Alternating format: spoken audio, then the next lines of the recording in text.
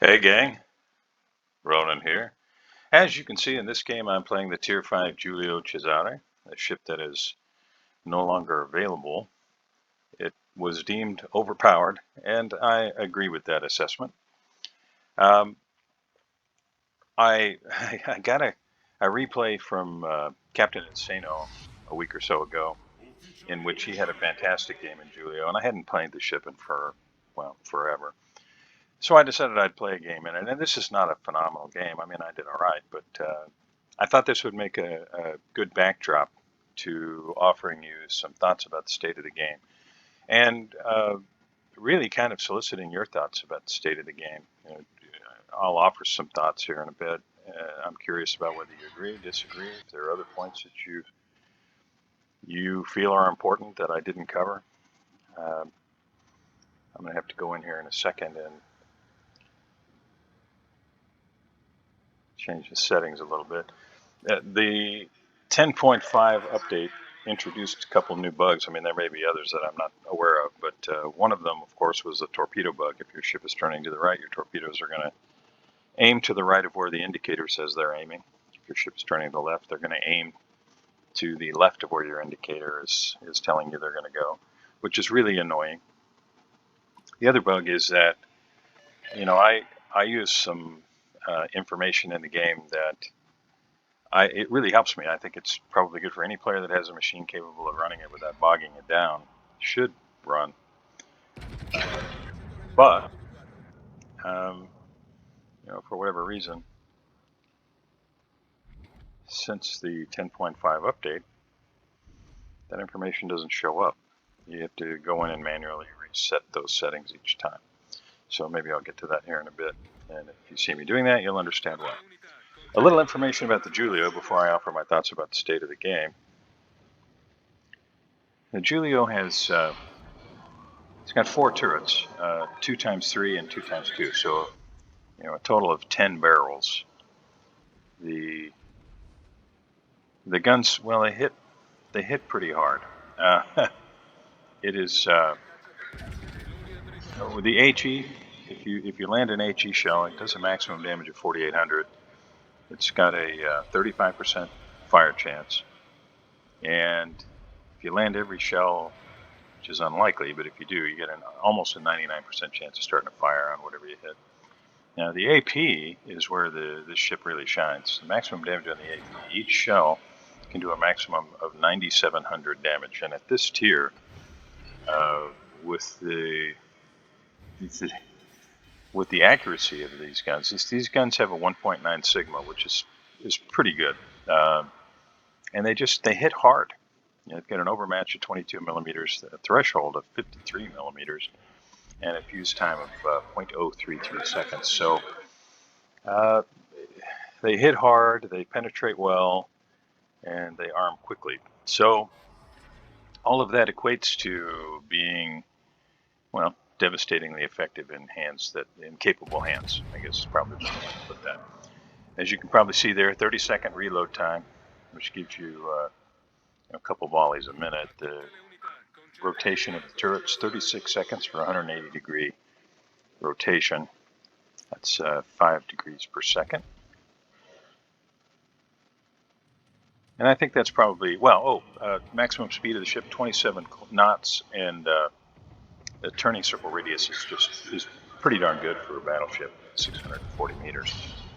Rudder shift isn't all that fast, but now I'm resetting these things now.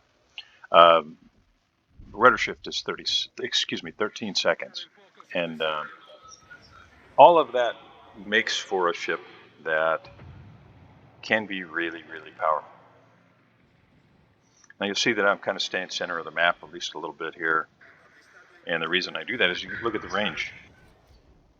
Where I'm at right now, I can cover almost the entire center. So that's the reason for the positioning here. All right, now, while you watch me flounder around, right now the bad guys have the advantage. We've got a cap circle. Thank you to the team members who made that happen. But we're down a ship. We've lost Shores, Omaha, Vauclin, and the bad guys have only lost their shores and an Exeter, although their Kuma is in bad shape. And they did have a what's called by many a failed division. The Kuma and Exeter division together brought a Tier 4 ship into the game, which ordinarily wouldn't happen. All right, so where do I think the game is right now? Well, I have some general thoughts about that, and I'm sincere about really kind of wondering what you think about it. So I made some notes, and I've been kind of thinking about it over the last couple of weeks. And I won't claim that this is a comprehensive look at the game, but it is some of the things that have been kind of on my mind here recently. We used to be able to play the game and keep up with all the missions, the special game modes, social media surrounding the game, developer blog posts, the forums, and still feel like Warships was a great game. But for a while now, it's become, in my opinion, increasingly difficult to keep up with the pace of change in the game. New gimmicks, new outrages, Puerto Rico, CV rework, etc. New bugs. I mentioned the torpedo bug, and now this thing with replays where I got to go back in and change the settings to be able to show you a replay with the information that I want you to see. Global changes that have been made to nerf ships that, again, my opinion, never should have been released the way that they were. Smolensk comes to mind, and some of the changes that were made in order to address that ship that ended up nerfing basically all light cruisers, maybe with the exception of the Royal Navy light cruisers. And all of that is against a backdrop of no new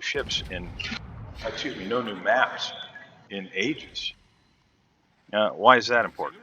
Well, to me, it's important because that suggests that players enjoying the game the way it used to be enjoyed is no longer as important to wargaming. Now, let me explain that. When the game was new, players loved this quote-unquote thinking person's game, because while there was RNG, knowing more about the game could make you a better player. And as you learned about penetration values, armor schemes, overmatch, angling, detection, and all the other game mechanics, challenging in their own right, you were then challenged to implement them in real time while learning by experience where on each map you might be the most effective. And the game seemed designed to promote learning more about the game, about intelligent play, and about being a better player tomorrow than you were yesterday. But something changed, again, my opinion, at the highest levels within wargaming. Changes were rolled out that we, players around since very early on, were told would never happen. High-tier ships became available to purchase. People with little disposable income but no understanding of the game were suddenly in Tier 10 matches where longtime players had previously had a much more satisfying game experience. And the risk-reward ratio that so many found exciting with CV and DD play was seriously blunted. We all know the changes made to CVs, but let's also remember that players used to have to spend commander points to know when they were detected. They had to decide whether that information was more important than, say, being able to change ammo type in half the time. But overnight, the challenge of playing a DD was dramatically increased, because overnight, every ship somehow, magically, sensed when it was detected, thereby telling every player there's a DD near you. And add to that a massive proliferation of hydro and radar, particularly 12-kilometer Russian radar, then the cherry on top of CVs in more games than at any previous time in the game's history, and it's not hard to understand the feelings of those who enjoyed playing destroyers. And let's keep in mind that torpedo destroyers, their average to hit is about 8% with those things, so it's already pretty challenging. And those are just a few examples. I'm certain those of you who've been playing a while could add more.